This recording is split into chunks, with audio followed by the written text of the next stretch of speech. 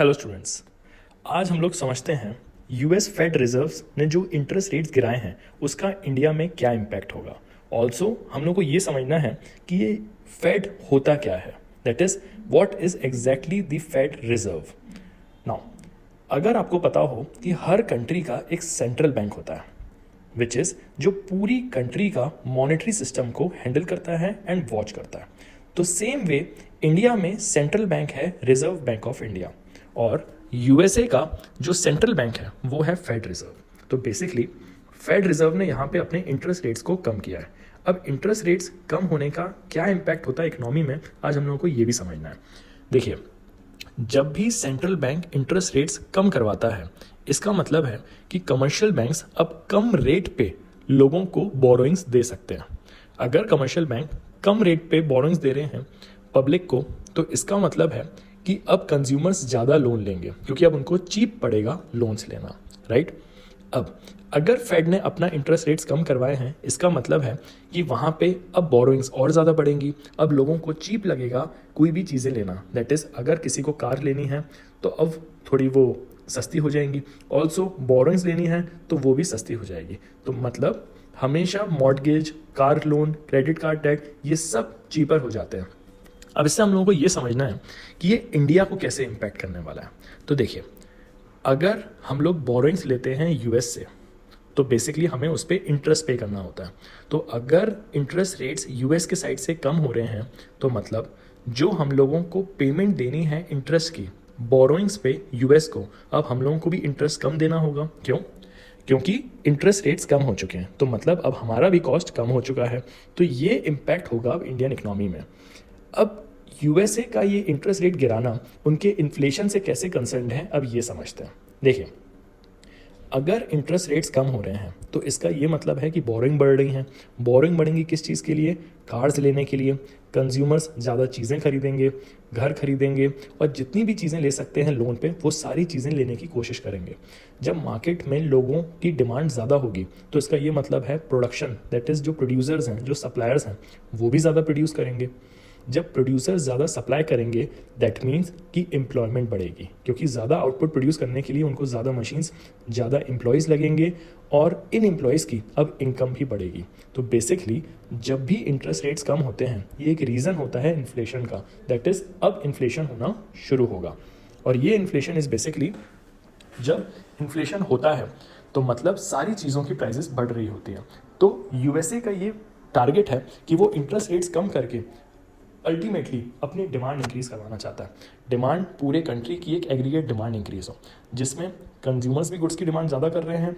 क्यों? क्योंकि गुड्स के प्राइसेस अब सस्ते हो रहे हैं और गवर्नमेंट भी ज़्यादा खर्चा करेगी, फर्म्स भी ज़्यादा इन्वेस्टमेंट करेगी क्योंकि कंज्यूमर्स की नीड्स सेटिस्फाई करनी है।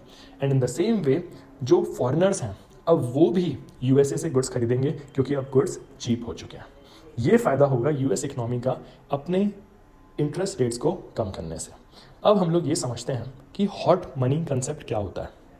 देखिए, hot money concept is basically बहुत सारे ऐसे इन्वेस्टर्स होते हैं जो अपना पैसा इन्वेस्ट करते हैं इंटरेस्ट रेट्स के डिपेंडेंस पे। दैट इज़, अगर मैं एक इन्वेस्टर हूँ, मैं पैसे वहीं इन्वेस्ट करूँगा जहाँ पे मुझे इंटरेस्ट रेट्स ज़्यादा मिल रहा है। अगर यूएसए का इंटरेस्ट रेट्स ज़्यादा है तो मतलब मैं उनके कंट्री की बॉन्ड्स को ज़्यादा प्रेफर करूँगा। लेकिन यूएसए ने अपने इंटरेस्ट रेट्स कम कर दिए हैं। इसका ये मतलब है कि जितने भी इन्वेस्टर्स जो ज़्यादा इंटरेस्ट अर्न करना चाहते थे अपने लोन अमाउंट पे, अब उन लोगों को लॉस होगा, तो अब वो लोग मनी अपना कहीं दूसरी जगह पे इन्वेस्ट करेंगे। तो बेसिकली ये हमारे लिए एक बेनिफिट का सिग्नल है, एक पॉजिटिव सिग्नल है, क्योंकि इंटरेस्ट रेट्स इंडिया के कंपैरेटिवली अभी भी ज़्यादा हैं एज़ कम्पेयर टू यूएसए। तो मतलब अब इंडिया में फॉरेन इन्वेस्टर्स इन्वेस्ट करने वाले हैं। क्यों? क्योंकि हॉट मनी कंसेप्ट विशेष जहाँ पे भी इन्वेस्टर्स को दिखता है कि ज़्यादा इंटरेस्ट रेट्स मिल रहे हैं जिस कंट्री में, वो उस कंट्री में अपने सारे इन्वेस्टमेंट्स लेके जाते हैं। तो इसका मतलब है कि इंडिया में अब धीरे धीरे हाइप होगी और इंडिया इससे बेनिफिट करेगा। एक और चीज़, बहुत सारी ऐसी फर्म्स हैं इंडिया में जो बेसिकली लोन्स लेती हैं यूएसए से, राइट। तो अब उनका भी एक कॉस्ट कम हो जाएगा। क्यों? क्योंकि उनने जो लोन लिया है अब उस पर कम इंटरेस्ट देना पड़ेगा क्योंकि अल्टीमेटली इंटरेस्ट रेट्स कम हो चुके हैं। देखिए, जब भी हम लोग लोन्स लेते हैं तो दो टाइप के इंटरेस्ट रेट्स प्रिवेल करते हैं। एक होता है फिक्स एक्सचेंज रेट, एक होता है fluctuating exchange rate. Fix exchange rate says that what ever may be the interest जो आपको लोन पे दिया गया है वही आपको इंटरेस्ट बेसिकली लगेगा हर साल। And flexible exchange rate says कि अगर बोरोइंग के रेट कम हो जाते हैं फ्यूचर में तो आपके अभी लोन का इंटरेस्ट कम हो जाएगा। तो ज़्यादातर जो लोन्स होते हैं वो फ्लक्चुएटिंग बेसिस पे होते हैं। तो अब जितने भी कंट्री में लोगों ने लोन लेके रखे हैं, बोरोइंग्स लेके रखी हैं यूएसए से, अब इन सबके रेट्स फॉल होने वाले हैं। तो मतलब अब कंपनीज का कॉस्ट भी कम हो जाएगा जो उनको in the form of interest पे करना है यूएसए को। अब जब भी फेड रेट कम होते हैं इससे एक और प्रॉब्लम लेकिन होती है यूएसए को, विच इज़ कि उनका यूएस डॉलर बहुत ज़्यादा वीक हो जाता है। और ये एक्चुअली हमारे फेवर में वर्क कर रहा है एमर्जिंग मार्केट लाइक इंडिया। क्यों? क्योंकि हम लोग बेसिकली जो बोरो करते हैं वो करते हैं बोरो यूएस डॉलर्स में। A weak dollar makes it cheaper for us कि हम लोग अब इन डेट्स को ईजिली रीपे कर सकते हैं कम अमाउंट में, राइट? क्योंकि एक्सचेंज रेट क्या होता है, जिस रेट पे हम फॉरेन करेंसीज को बाय कर सकते हैं। दैट मीन्स अगर $1 इक्वल्स टू 83 रुपीज़ है, दिस मीन्स दैट 83 रुपीज़ देकर हम लोग $1 को बाय कर सकते हैं। इन द सेम वे अगर यूएस डॉलर की करेंसी गिर रही है तो मतलब अब हम लोगों को कम पैसे पे करने पड़ेंगे $1 परचेज करने के लिए, विच इज़ उनकी कंट्री का डेप्रिसिएशन इज हमारी कंट्री की करेंसी का appreciation. That is $1 equals to अगर 80 चल रहा है और $1 इक्वल्स टू अब अगर 75 हो जाए, दैट मीन्स इंडिया की करेंसी एप्रिशिएट हो गई है और यूएसए की करेंसी डेप्रिशिएट हो गई है। सी, अगर आप 80,000 की कोई चीज़ खरीदते हैं तो नाउ आपको 75,000 पे करने हैं। वाई? $1 इक्वल्स टू 80, अब है $1 इक्वल्स टू 75, तो 80 रुपीज़ की जगह आपको 75 पे करना है। तो इन द सेम वे आप यहाँ पे अज्यूम कर सकते हैं कि $1,000 इक्वल्स टू जो पहले 80,000 था अब $1,000 इक्वल्स टू 75,000 हो चुका है। ये बेनिफिट होगा जब फेडरल रिजर्व के रेट्स, इंटरेस्ट रेट्स कम हो जाएंगे।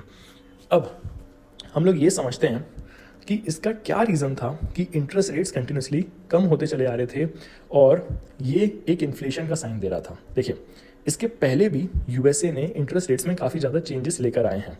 फॉर एग्जांपल अगर हम बात करें कोविड के टाइम पे, तो कोविड के टाइम पे इंटरेस्ट रेट्स काफ़ी ज़्यादा कम किए गए थे जिससे मार्केट में फिर से डिमांड इंक्रीज़ हो।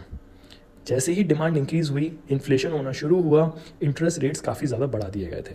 तो ये बेसिकली रिक्वायरमेंट थी यूएसए की कि यूएसए को अपने इंटरेस्ट रेट्स फिर से कम करने हैं, क्योंकि जब भी इंटरेस्ट रेट ज़्यादा होते हैं फर्म्स ज़्यादा लोन्स नहीं लेते हैं। अगर फर्म्स ज़्यादा लोन्स नहीं लेंगी, ज़्यादा प्रोडक्शन नहीं करेंगी, तो मतलब इसका है कि ज़्यादा ना एम्प्लॉयमेंट हो पाएगी, ना ज़्यादा एम्प्लॉयमेंट होने से लोगों को ज़्यादा इनकम डिस्ट्रीब्यूट हो पाएगी। इस रीज़न से इंटरेस्ट रेट्स कम किए गए हैं यूएसए के साइड से।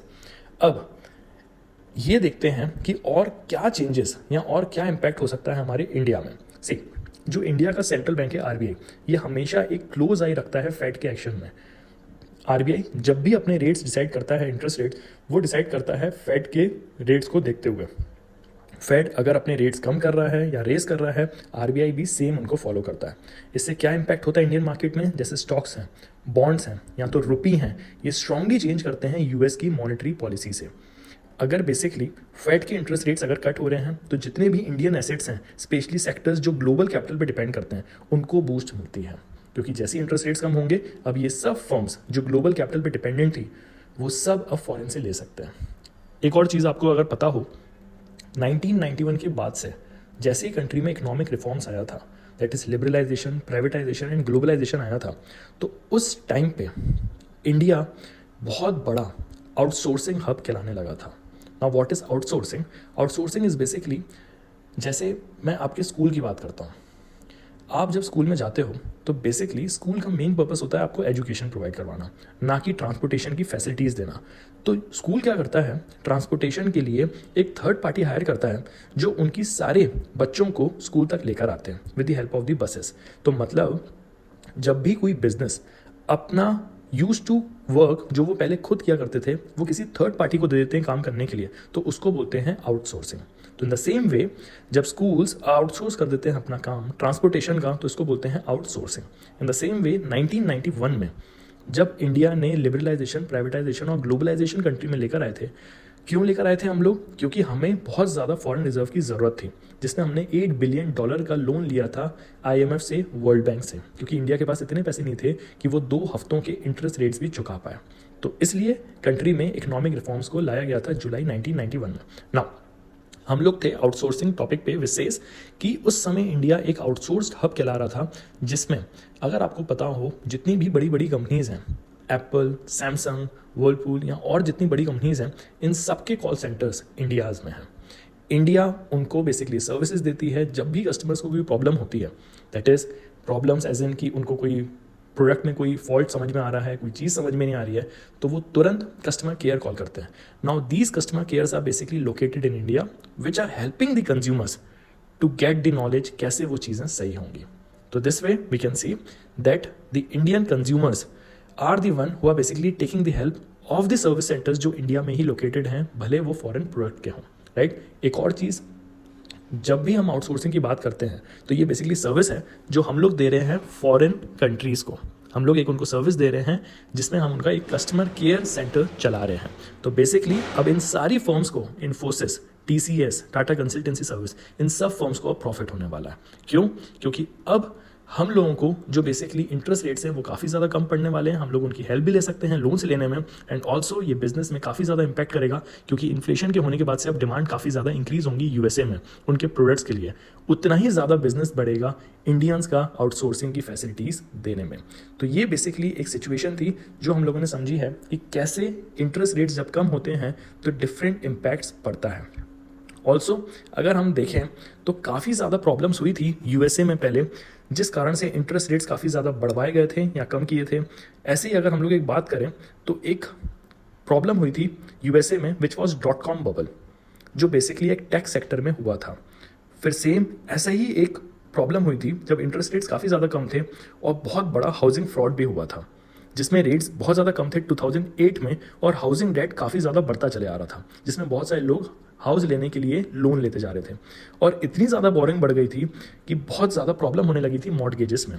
फिर जब ये बबल बेसिकली बर्स्ट हुआ तो काफ़ी ज़्यादा फेड को अपने रेट्स फिर से कम करने पड़े थे जिससे इकोनॉमी कोलैप्स ना हो। तो फिर से हम लोग अज्यूम कर सकते हैं कि जब भी कोई बड़ी प्रॉब्लम आती है तो फेड हमेशा अपने एक इंटरेस्ट रेट्स को कम करता है। तो माइट बी पॉसिबल कि जो इन्फॉर्मेशन इतनी ज़्यादा प्रिवेलिंग चल रही थी विच इज़ कि USA में कंटिन्यूसली एम्प्लॉयमेंट फॉल होती चले आ रही है, इसी एम्प्लॉयमेंट को देखते हुए USA का ये डिसीजन है कि वो इंटरेस्ट रेट्स कम करेंगे, जिससे फर्दर कंट्री में उनकी इन्फ्लेशन होगा, वेयर गुड्स की डिमांड ज़्यादा होगी, कंजम्पशन ज़्यादा होगा, एम्प्लॉयमेंट बढ़ेगी एंड ओवरऑल उनकी इकोनॉमी फिर से बूम करेगी। तो बेसिकली ये इम्पैक्ट होता है जब भी किसी कंट्री का सेंट्रल बैंक अपने इंटरेस्ट रेट्स को कम करता है। एक जगह बेनिफिट होता है उनकी कंट्री को, ऑल्सो दूसरी कंट्रीज़ को भी बेनिफिट होता है जो उनसे अटैच्ड है। ये बात हमेशा याद रखिएगा, जब भी USA को कोई प्रॉब्लम होती है सारी कंट्रीज़ को प्रॉब्लम होती है। This is the reason US हमेशा कहता है if USA is in problem this means every country in the world would be in the problem. So ये था बेसिकली हमारा आज का टॉपिक, जिसमें हमने समझा है कि फेडरल रिजर्व का क्या रिलेशन रहेगा इंडिया के मार्केट से, एंड ऑल्सो क्या इम्पैक्ट होता है जब भी किसी कंट्री का सेंट्रल बैंक इंटरेस्ट रेट्स कम करते हैं तो कैसे उनकी इकनॉमी एंड दूसरी कंट्रीज़ की इकनॉमी अफेक्ट करती है। आई होप आपको ये टॉपिक समझ में आया होगा। चैनल को ज़रूर सब्सक्राइब करिए, लाइक करिए वीडियो एंड शेयर करिए अपने दोस्तों से। Thank you.